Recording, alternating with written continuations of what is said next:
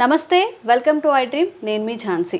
అయితే sugar patients చాలామంది ఇప్పుడు ఉన్న నాలెడ్జ్ ప్రకారం షుగర్ వచ్చినప్పుడు ఎలాంటి జాగ్రత్తలు తీసుకోవాలి, ఎలాంటి మెడిసిన్ తీసుకోవాలని అవేర్నెస్ అయితే వస్తుంది. కాకపోతే ఆయుర్వేదంలో షుగర్కి ఎలాంటి చిట్కాలు ఉన్నాయి, షుగర్ కంట్రోల్లో ఉండాలన్నా, ఎక్కువ మనకి పర్సంటేజ్ పెరగకుండా ఉండాలన్నా ఏం చేస్తే మంచిది, ఎలాంటి జాగ్రత్తలు తీసుకోవాలి, ఇవన్నీ తెలుసుకుందాము.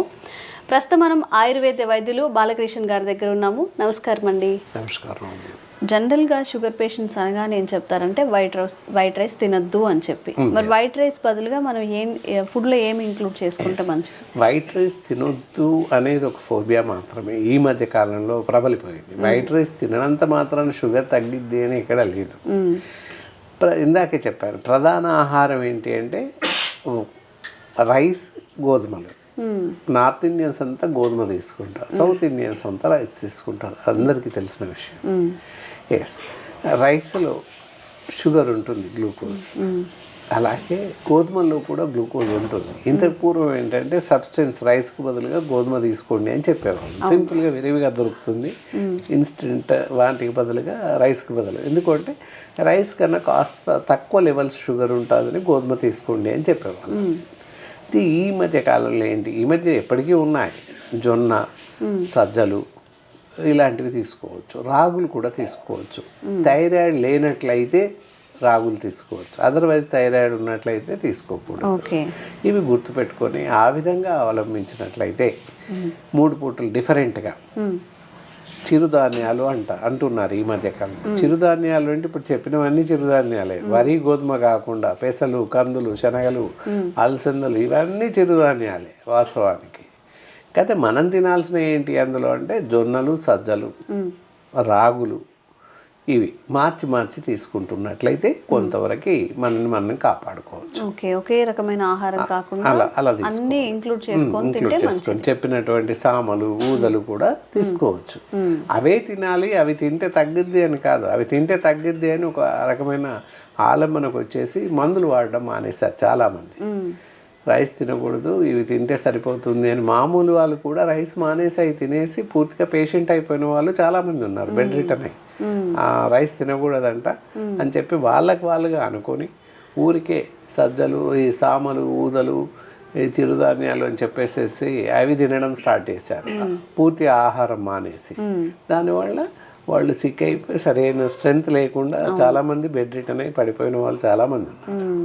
సో అలా చేయకుండా మామూలు వాళ్ళు మామూలు రైస్ తీసుకుని, షుగర్ వాళ్ళు మాత్రం ఇందాక చెప్పినట్లు చిరుధాన్యాలు అంటే అన్నీ వస్తాయి, సజ్జలు, గోధుమలు కాకుండా రాగులు, జొన్నలు, ఇవి మార్చి తీసుకోవాలి. అలాగే దాంతోపాటుగా ఊదలు కానీ, సామలు కానీ, వరికలు కానీ ఇలాంటివి తీసుకోవచ్చు, మార్చుకుంటాం.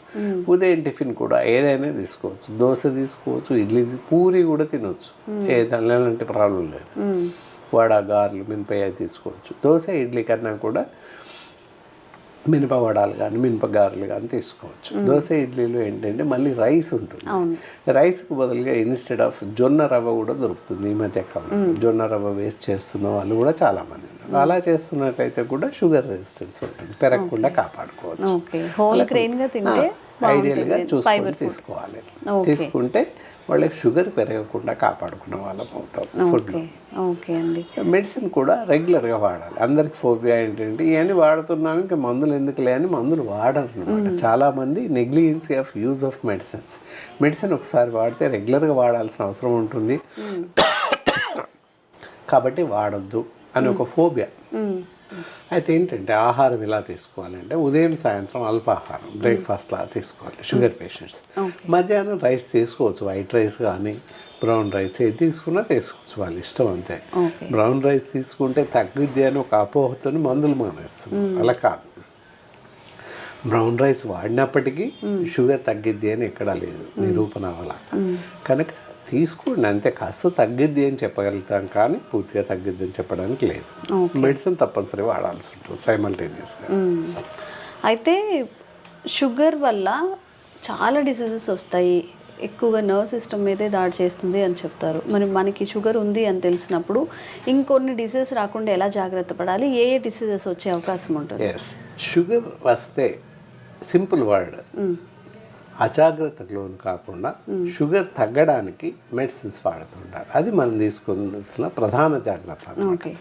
ఇలాంటి జబ్బులు వస్తాయి ఇక్కడ గమనించుకోవాలి తప్పకుండా. పారాలిసిస్ స్ట్రోక్, అదే బ్రెయిన్ స్ట్రోక్, నర్వస్ మీద వస్తుంది. Diabetic neuropathy nervous system, diabetic retinopathy కంటికి వస్తుంది, అండ్ గ్లూకోమా, అలాగే హార్ట్ డిసీజెస్, ఇవన్నీ రావడానికి అవకాశాలు ఎక్కువగా ఉన్నాయి. కనుక ప్రమాదకరమైన జబ్బులు రావడానికి అవకాశం ఉంది. కాబట్టి షుగర్ని ఎప్పుడూ కంట్రోల్లో ఉంచుకునే ప్రయత్నం చేయాలి.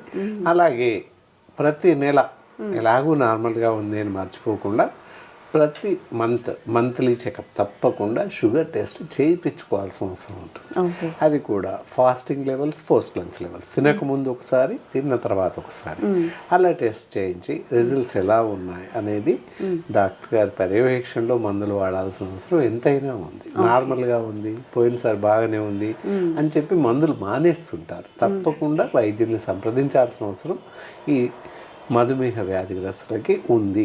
ఓకే డాక్టర్ గారు, అయితే మీరు చెప్పినట్టుగా తినకముందు, తిన్న తర్వాత, ఫాస్టింగ్తో తిన్న తర్వాత చేయించుకున్నప్పుడు చాలా మందికి తిన్న తర్వాత షుగర్ లేనట్టుగా చూపిస్తుంది. మరి దీన్ని ఎలా తీసుకోవచ్చు? అసలు ఆ కేసు ఏంటి? అలా ఉంటుంది ఒక్కొక్కసారి. ఏంటి అంటే తిన్న తర్వాత అన్న తర్వాత ఎనడంలో ఏంటంటే ముఖ్య ఉద్దేశము భోజనం మాత్రమే చేయాలి. చాలామంది ఏం చేస్తున్నారు, ఏదో టిఫిన్ చేసేసి హాఫ్ అన్ అవర్ 1 అవర్లో వాళ్ళ తొందర, మన పేషెంట్స్ తొందర అవ్వచ్చు, లేదా టెస్టింగ్ సెంటర్స్ వాళ్ళ తొందరగా గాబరా కావచ్చు. దానివల్ల సరైనటువంటి రిజల్ట్స్ రావడం లేదు. తినకముందు పర్వాలేదు, బాగానే చేస్తున్నాము. తిన్న తర్వాత అంటే మినిమం 1.5 అవర్ భోజనం మాత్రమే చేయాలి. సఫిషియెంట్గా భోజనం చేయాలి. అవసరమైతే స్వీట్ తినండి మధ్యాహ్నం భోజనంలో. చేశాక 1.5 అవర్ టైం తీసుకోవాలి. 1.5 గంట వెయిట్ చేయాలి ఆఫ్టర్ లంచ్. సపోజ్ 12 o'clockకి లంచ్ చేసాము అంటే 1:30 తర్వాత టెస్ట్కి ఇవ్వాలి రిపోర్ట్, బ్లడ్ యూరిన్. 1:30 నుంచి 1 అవర్ ఉంటుంది, 1:30 to 2:30 గంట సమయం ఉంటుంది. ఆ గంట విరామం సమయం, బిట్వీన్ ద టైంలో స్పెసిమెన్స్ ఇస్తే కరెక్ట్ రిజల్ట్ రావడానికి అవకాశం ఉంది. అయితే కొన్నిసార్లు ఏంటి అంటే తినకముందు షుగర్ చూపిస్తుంది ఫాస్టింగ్ లెవెల్లో, తిన్న తర్వాత చూపించదు. అది కరెక్ట్. కొన్ని కేసెస్లో అక్కడ కనబడతాయి. ఎక్కడ 0.01%, ఈవెన్ 1% కూడా కాదు. 1,00,000 మందికి చూస్తే 1,000 మందికి కనబడతాయి అంతే, అంతకుమించి కనపడవు.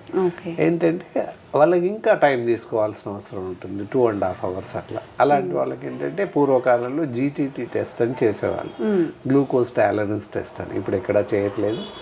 3 months యావరేజ్ అని చేస్తున్నారు. అది కరెక్ట్ కాదు, అది అవసరం కూడా లేదు. ఫాస్టింగ్ పోస్ట్ నుంచే చేయడం కరెక్ట్ అనమాట.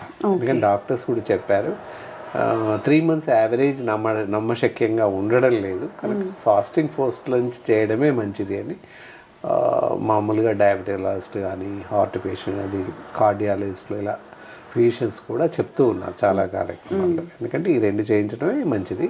3 months average should not correct results అని చెప్పేసి చెప్తున్నారు. ఓకే, చాలా మంది షుగర్ పేషెంట్స్ మెడికేషన్ అంతా ఇంగ్లీష్ మెడిసినే తీసుకుంటున్నారు. మరి మన భారతీయ సంప్రదాయం ప్రకారం ఆయుర్వేదంలో షుగర్కి ఎలాంటి మెడిసిన్ ఉంది, ఎన్ని నెలలు వాడాల్సి వస్తుంది?